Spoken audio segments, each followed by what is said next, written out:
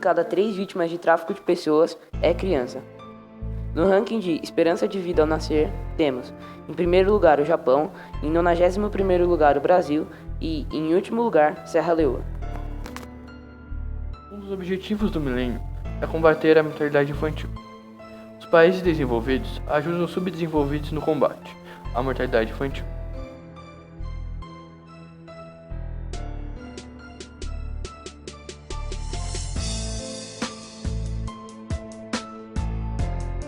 Droga é a maior causa de abandono de crianças.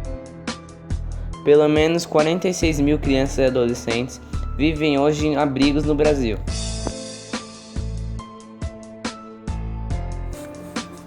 O trabalho infantil muitas vezes impossibilita o convívio com outras crianças. Os índices de trabalho infantil são mais preocupantes em países subdesenvolvidos, principalmente na África subsaariana. A taxa de mortalidade é igual a cada 1000 crianças vivas menos a quantidade de crianças que morrem antes de um ano. Com vacinações, remédios e saneamento básico, o Brasil diminuiu sua taxa de mortalidade.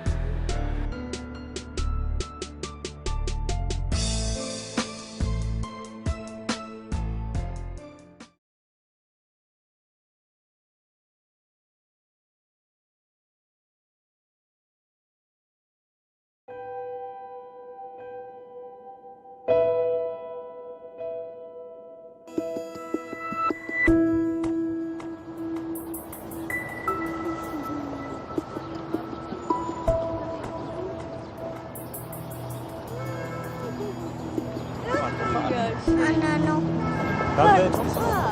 100. ახლოს ხორო? იბეძირა?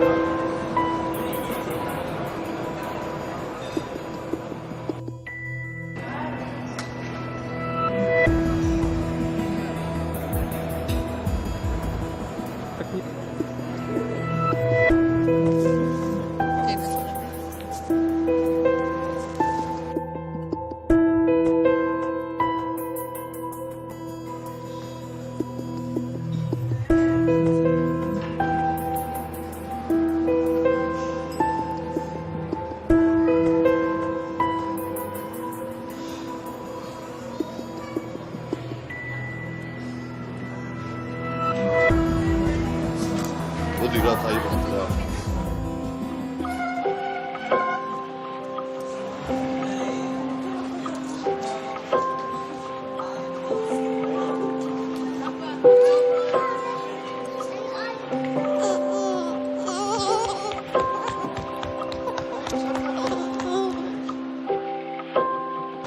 მურები რო წამისვარ და ჭურჭყანი რომ აცვია მეწყენა